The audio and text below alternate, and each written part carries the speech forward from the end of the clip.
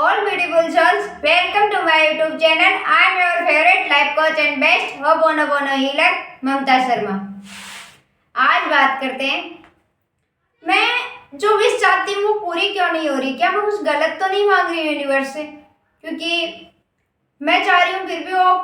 Fulfil नहीं हो रही मेरी विश, तो शायद हो सकता है ना मैं गलत मांग रही हूँ। ये सवाल बहुत लोगों का होता है कि क्या मैं जो विश मांग रही हूँ यूनिवर्स से वो राइट है या रॉन्ग है, कहीं गलत तो नहीं है कि मेरी विश पूरी क्यों नहीं हो रही है अभी तक। जैसे मैं इतनी सारी टेक्निक्स कर ली, ये कर ली, वो कर ली, उसके बावजूद मेरी विश पूरी नहीं हो रही, तो शायद हो सकता है कि मैं कुछ गलत मांग रही हूँ यूनिवर्स से। क्योंकि जैसे हम किसी वीडियो में सुन लेते हैं कि वो एक अपना पॉइंट ऑफ व्यू बताता है। जैसे किसी ने बताया कि कॉन्ट्रास्ट का मतलब ये होता है कि आपको कहीं अगर कॉन्ट्रास्ट आ रहा है, मतलब आपको किसी से बहसबाजी, आर्ग्यूमेंट, लड़ाई झगड़ा कुछ हो रहा है, तो मतलब ये होता है उसमें कि आप उसको छोड़ दो, उस जगह को छोड़ दो, उस इंसान को छोड़ दो, ऐसा कुछ होता है। तो क्या मैं कुछ गलत मांग रही हूँ इस वजह से मेरी विश पूरी नहीं हो रही? तो इसका जवाब आज मैं इस वीडियो में देने वाली हूँ, क्योंकि इस वीडियो से आपको यह वाला सवाल एकदम से क्लियर हो जाएगा कि आपकी विश रॉन्ग है या राइट है।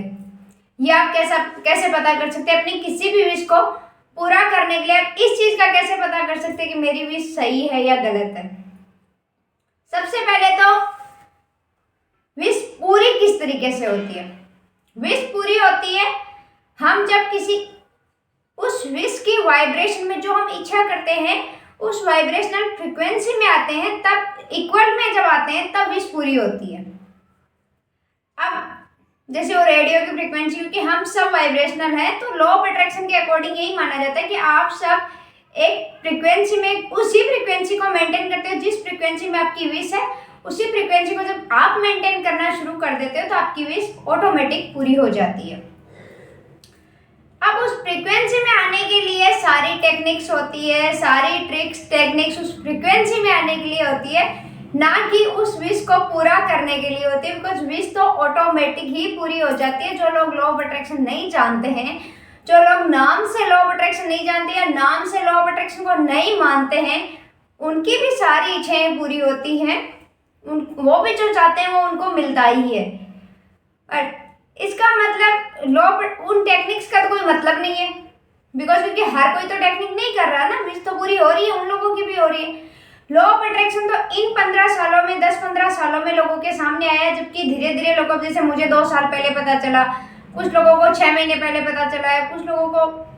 बट अभी जैसे 15, क्योंकि 10 सीक्रेट जो 2005 में आई थी, उसके बाद ही मुझे लगता है जहाँ तक कि लॉ ऑफ अट्रैक्शन लोगों को पता चलना शुरू हुआ था। तो विश तो उससे पहले भी लोगों की पूरी होती थी, क्योंकि ये मतलब धरती, ये प्लेनेट तो काफी सालों से, बिलियंस ईयर से चल रहा है, तो लोग इवॉल्व करके यहाँ तक पहुंचे हैं ना। पहले जो लोग जंगलों में रहते थे, आज वो जंगलों से निकल के, तो जो जंगल से निकल के पहली बार जो पर्सन घर बसाया था, गांव में आया था, या जो जगह बसाई थी, मतलब जैसे एक परिवार की तरह रहना शुरू किया था, वो भी तो मैनिफेस्टर ही था ना। उसने भी तो उस चीज को मैनिफेस्ट ही किया था। पहले वो चीज उसके दिमाग में ही तो आई थी कि ऐसे जंगलों में, पेड़ों पे बंदरों की तरह उछल कूद करने से तो बेटर है कि कहीं घर बसा के आराम से फैमिली की तरह रहे। फिर लोगों ने आगे से आगे इवॉल्व किया, तो और चीजें जानी कि जैसे एक दूसरे से लेन देन करना, तो समाज बना, जो भी चीजें मतलब बनी, वो सब भी तो मैनिफेस्टेशन ही थी ना। तो मतलब उस टाइम पे तो वो लोग टेक्निक्स और ट्रिक्स नहीं जानते थे। तो इसका मतलब ये तो समझ गए कि विश पूरी होती है उस फ्रीक्वेंसी को मैच करने पे। फ्रीक्वेंसी मैच करने पे हमें उस विश के फुलफिलमेंट पे कैसा फील होता है, वो होती है फ्रीक्वेंसी। जैसे सपोज कि आपको जॉब चाहिए, कोई पर्टिकुलर जॉब चाहिए, वो जॉब मिलने के बाद आपको कैसा फील होगा? आपको सिक्योर फील होगा, आपको ये वाला फील होगा कि जैसे एक तो आपको सिक्योर फील होगा कि आपके पास जॉब है, आपके पास मनी आएगी, उस मनी से आप कंफर्टेबल लाइफ जीवोगे अपनी, थोड़ी आपकी रेपुटेशन भी इंक्रीज होगी, जो सोशल आपकी आज रेपुटेशन है, जो उसमें भी इजाफा होगा, वो भी इंक्रीज होगी आपकी। इस तरीके से अगर आपको शादी करनी है, आपको पार्टनर चाहिए, तो उस पार्टनर के साथ आपको हार्मोनियस रिलेशन का फीलिंग आएगी। जैसे आप बहुत ही लविंग रिलेशनशिप में हो, तो आपको कैसा फील होता है जब आप किसी के साथ लविंग रिलेशनशिप में होते हो? बहुत अच्छा जैसे महसूस होता है ना, मतलब अलग से जैसे एक सेफ, सिक्योर, कंटेनमेंट वाली फीलिंग रहती है, वो वाली की ना। अगर आप मनी चाहते हो तो मनी से भी वही होती है कि हमें सिक्योर फील होता है, हमारे पास ज़्यादा चॉइसेस होती है, हम ज़्यादा चॉइसेस रख पाते हैं, हम ज़्यादा फन कर पाते हैं, ज़्यादा मतलब वो अलग अलग, तो वो वाली फीलिंग होती है। अगर आप उस फीलिंग को पहले जीना शुरू कर देते हो, किसी भी तरीके से उस चीज़ को जीना शुरू कर देते हो, जैसे मनी अबंडेंस फील करवाते हैं, जैसे किसी चीज़ को अबंडेंस, तो आप अबंडेंस, आपको अबंडेंस चाहिए अपनी लाइफ में, तो आप क्या करोगे उस अबंडेंस की फीलिंग को, जैसे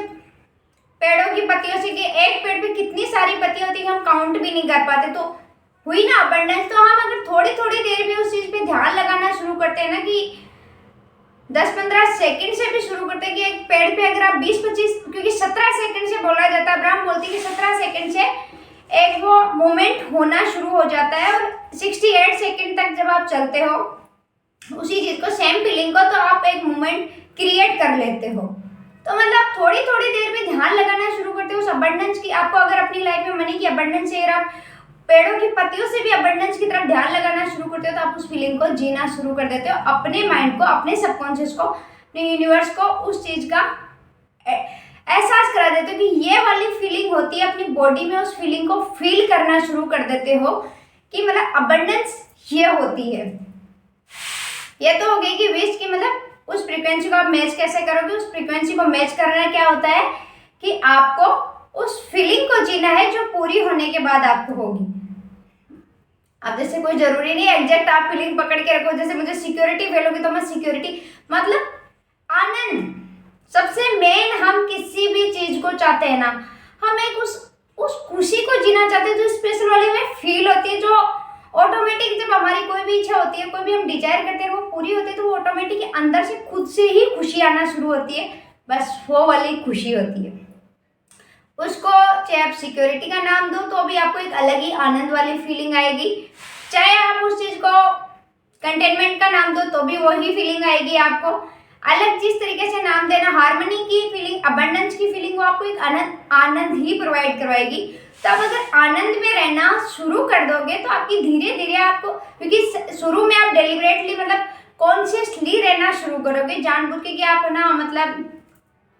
एकदम देख के कि मैं अभी क्या फील कर रही हूँ या क्या फील कर रहा हूँ, वो करके शुरू करोगे। उसके बाद आपकी उस चीज में आदत हो जाएगी। जैसे आपको बताऊं कि एक छोटा सा एग्जांपल देती हूँ, है नेगेटिव मतलब समझना। जैसे हमारी एक माइंड की प्रोग्रामिंग हो गई कि कोई भी इंसान, जैसे कि अगर किसी की डेथ होती है तो उसके लिए रोना होता है, मतलब हमें दुख होता है। क्या हम जानते हैं कॉन्शियसली, जैसे आपको बताऊं मैं कि आपने मतलब जैसे किसी कई बार देखा कि हम किसी पर्सन को तो पर्टिकुलरली जानते भी नहीं है उस पर्सन को ना,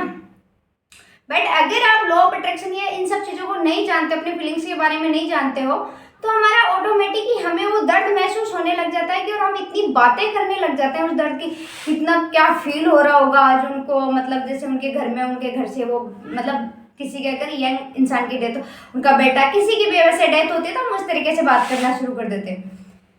बट जब आप इस चीज को, तो इसका मतलब वो एक ऑटो प्रोग्रामिंग ही तो हमने कर रखी है कि मतलब किसी की डेथ होने से उनके घर में दुख हो रहा है, जबकि हम जानते भी नहीं है उन लोगों को, हम उन लोगों को देख भी नहीं रहे अभी कि सच में उनको दुख हो रहा है नहीं हो रहा, हमें कुछ नहीं पता, बट हमने एक ऑटो प्रोग्रामिंग कर रखी है। तो हम वो ही सोचना शुरू कर देते हैं जब हम किसी की डेथ की न्यूज सुनते हैं, तो वो हो जाती है। तभी लॉ ऑफ अट्रैक्शन बोला जाता है कि आपको न्यूज़ वगैरह ज़्यादा नहीं देखना चाहिए, बिकॉज हम ऑटो प्रोग्रामिंग के कारण हम वो चीज़ ऑटोमेटिक ही फील करना शुरू कर देते हैं। अब ऑटो प्रोग्रामिंग कैसे होती है, वो बचपन से होती आ गई ऑटो प्रोग्रामिंग, वही वो पैदा होने से पहले कोई प्रोग्रामिंग करके नहीं आए, यहाँ आने के बाद हमने जो प्रोग्रामिंग की वो हमने फील करना शुरू कर दिया। तो अब तो हम इतने बड़े हो चुके हैं कि हम लकी हैं, या कुछ भी मानो, सभी लकी होते हैं, मतलब हम मानते हैं कि हमें इस चीज़ का पता चला है कि ऐसी कोई शक्ति काम करती है, तो उसको करने में क्या जाता है,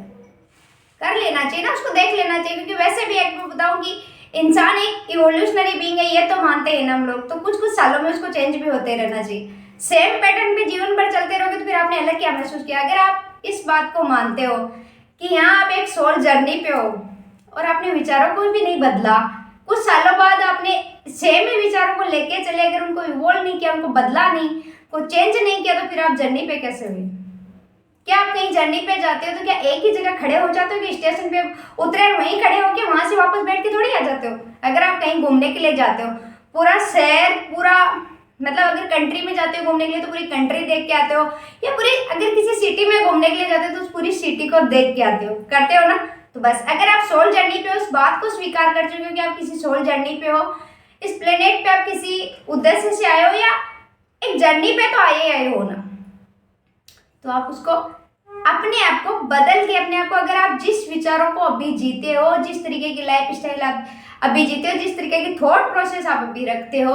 अगर वो आपको सर्व नहीं कर रही है, आपको काम, आपको वो लाइफ नहीं दे रही जो आपको चाहिए, तो उसको चेंज कर लीजिए, क्योंकि वो सिर्फ विचार है, आपने बनाए हैं यहाँ के, तो उनको ऐसे पकड़ के रखने की कोई जरूरत नहीं है, उनको इतना अटैच होने की कोई जरूरत नहीं है। हो गई? तो ये तो होगी कि आप विचारों को बदलोगे तो आपकी फ्रीक्वेंसी ऑटोमेटिक मैच करना शुरू कर देगी। अब बात करते हैं, जो मेन क्वेश्चन हमारा होता है कि हम जो विश मांग रहे हैं वो हमें मिल नहीं रही, तो क्या हम कुछ गलत मांग रहे हैं? अब ये कैसे पता करें कि आपकी विश गलत है या सही है? सबसे बड़ा सवाल होता है ये। अगर आपको 10 लाख रुपए चाहिए, तो अभी आप सोचिए कि वो 10 लाख रुपए, अब आपने चाहे किसी भी वीडियो में सुना हो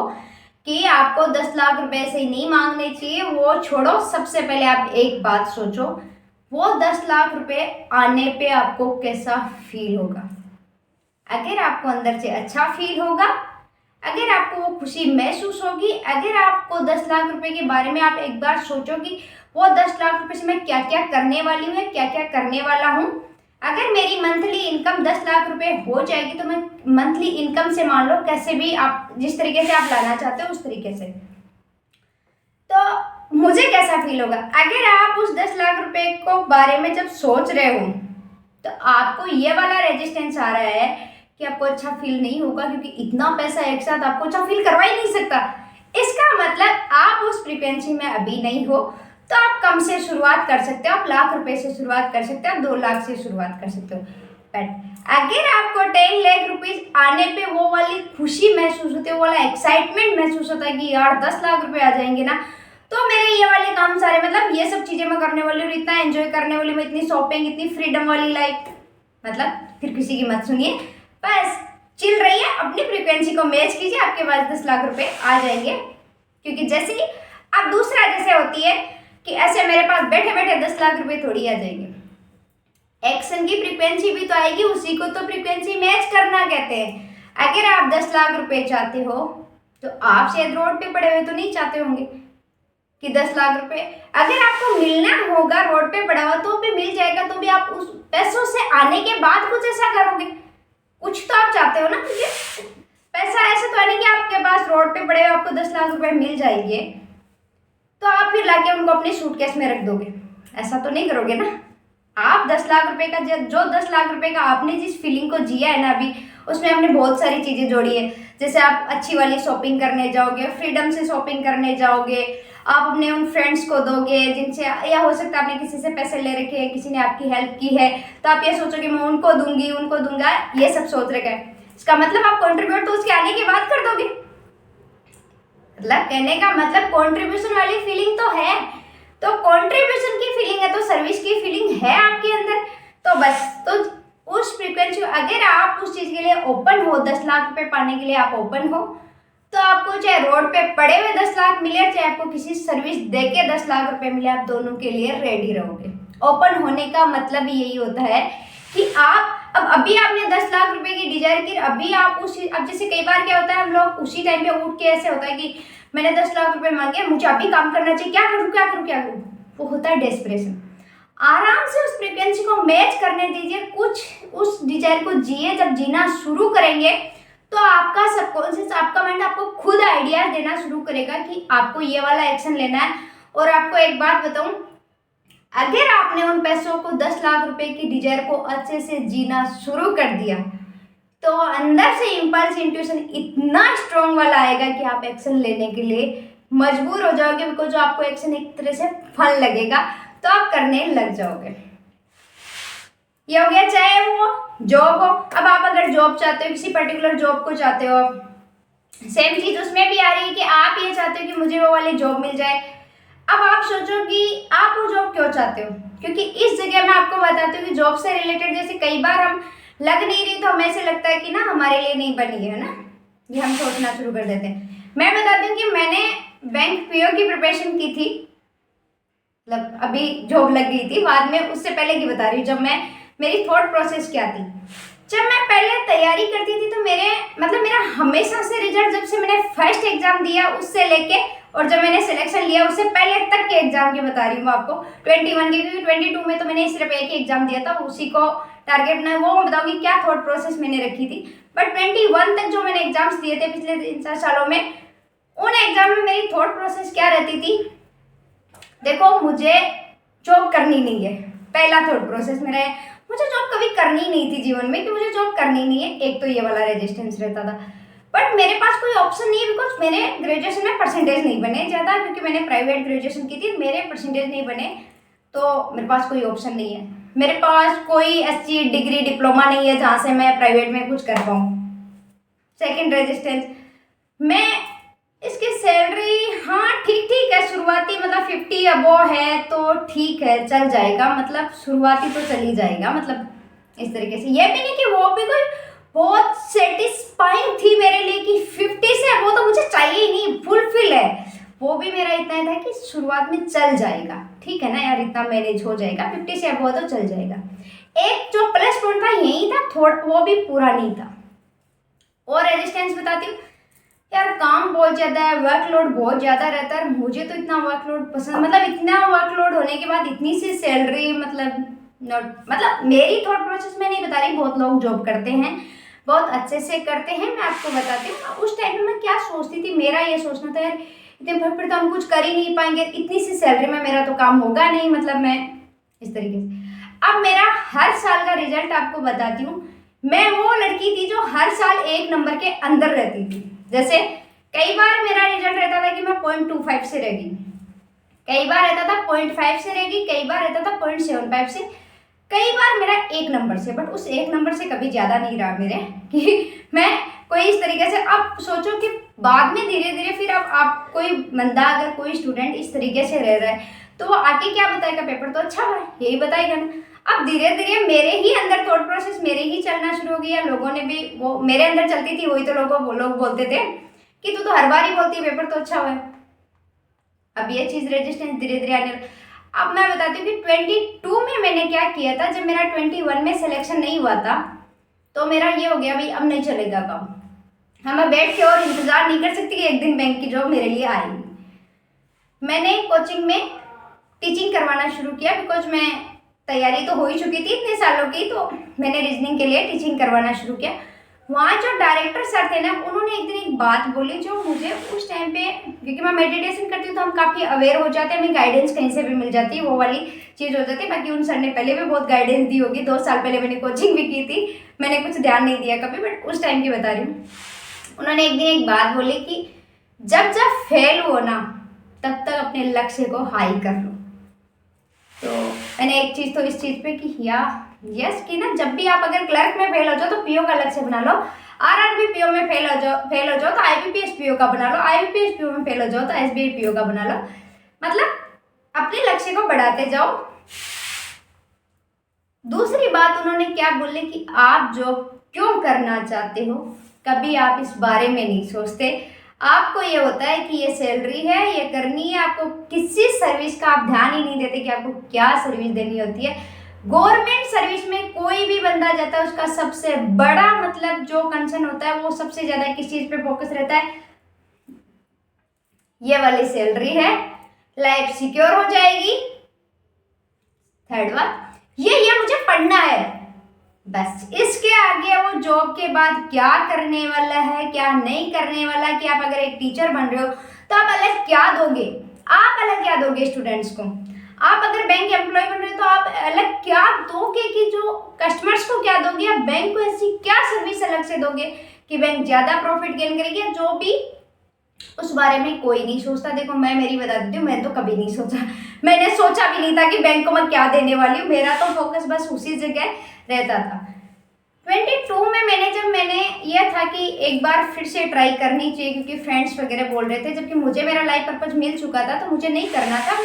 सब बोल रहे थे कि करना चाहिए तुम्हें, मतलब इतने से नंबर से इतना पास जाके कौन छोड़ता। मैंने बोला यार मैं तो इतना पास जाके हर बार ही रह रही हूँ तो क्या करना है, बट फिर भी मैंने किया। तो मैंने एक डिसाइड किया कि मैं सिर्फ एक एग्जाम दूंगी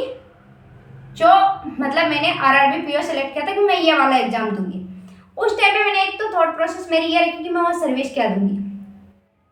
मैं ऐसा क्या दूंगी कि उससे आरआरबी से आगे बढ़ेगी। उस तरीके की मैं थॉट प्रोसेस रखती थी, मैं उसी तरीके के सवाल करती थी। दूसरे, मैंने सैलरी को लेके आपको बता दूं, सच बता दूं, मैंने एक दिन पर्टिकुलरली लिखा था मैं इतने रुपए म्यूचुअल फंड में इन्वेस्ट करूंगी, ये ऐसे ऐसे मुझे मिलेगा। तो मतलब इन द सेंस कि अगर मैं इतनी जॉब कर लूंगी तो मुझे इतने मतलब करोड़ वगैरह मिल ही जाएंगे ना, तो ठीक है, मैं वो भी सेटिस्फाई, क्योंकि करोड़ बिना दिमाग चलता नहीं था ना, तो थोड़ा सा मैंने वो चीज़ बना ली थी कि वो भी मैंने अपने आप को सेटिस्फाई कर लिया था। सर्विस का, मैं हमेशा सर्विस का सोचती थी। एक बार जब मैं एग्जाम दे के आई थी तो जो कोई भी मुझे ये पूछता था ना कि ना पेपर कैसा हुआ, मतलब हो जाएगा क्या इस बार,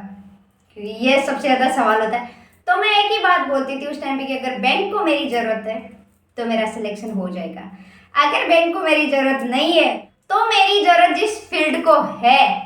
वहाँ मेरा हो जाएगा। और फिर मेरा रिजल्ट आ गया, मतलब मैं पास हो गई। वो आगे की प्रोसेस है कि मुझे बाद में वो, अब ये होता है कि जैसे आपने ये सोच लिया कि आपको मतलब ये वाली जॉब करनी है या नहीं करनी, वो बाद में डिसाइड, क्योंकि अब जैसे कई बार ये हो गया ना कि मैंने ये वाली थॉट प्रोसेस, तो एक तो ये ध्यान दो कि आपकी थॉट प्रोसेस क्या है, बिकॉज वो तो फ्रीक्वेंसी के लिए जरूरी है। सेकेंड चीज, आपको गलत और सही दूसरा कोई नहीं बताएगा, आप खुद बताओगे अपने आप से उस पर्टिकुलर डिजायर के लिए। सवाल पूछिए कि आपको वो डिजायर मिल जाएगी, फुलफिल होने के बाद आपकी फीलिंग कैसी होगी। अगर आपके अंदर से वो आ रहा है कि मुझे नहीं चाहिए ये चीज़, मैंने ये सोशल प्रेशर में मैं कर रहा हूँ या कर रही हूँ, मुझे शादी करनी नहीं है एक्चुअली में, बट मैं एक सोशल प्रेशर में शादी के लिए सोच रही हूँ, मुझे इतना मनी कमाना ही नहीं, बट सब लोग कमा रहे हैं तो मैं सोच रही हूँ, तो आपकी डिजायर नहीं है वो, तो दूसरों के। बट अगर आपको उतनी मनी कमा के उतनी मनी लेके अच्छा फील हो रहा है तो फिर कोई कुछ भी बोल रहा है, कोई फर्क नहीं पड़ता। आप अपनी डिजायर पे अडिग रहिए, अपनी वाइब्रेशंस पे काम कीजिए, अपनी फ्रीक्वेंसीज को हाई करते जाइए और उस डिजायर को पूरा होते हुए देखिए। लॉ ऑफ अट्रैक्शन का कोई भी अधूरा ज्ञान नहीं देता है, कोई भी कोच अधूरा ज्ञान नहीं देता। ये हमें लगता है कि कोई दूसरा, हर कोई अपने आप को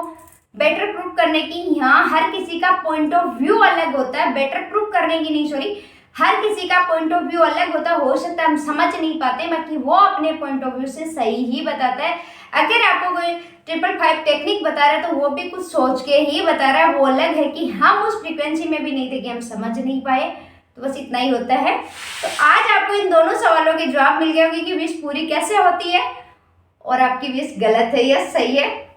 ये भी आप जांच लोगे। आप चाहे जो विश हो आपकी, अब आप खुद चेक कर सकते हो अपनी विश को। फिर भी आपको अगर कोई डाउट हो रहा हो, आपको पर्सनली गाइडेंस चाहिए, तो आप मेरे से पर्सनल सेशन ले सकते हो। प्लस मैं माइंड रिप्रोग्रामिंग भी करती हूँ, मैं इसमें हर एक चीज़ पे आपके सारे लिमिटिंग बिलीफ्स पे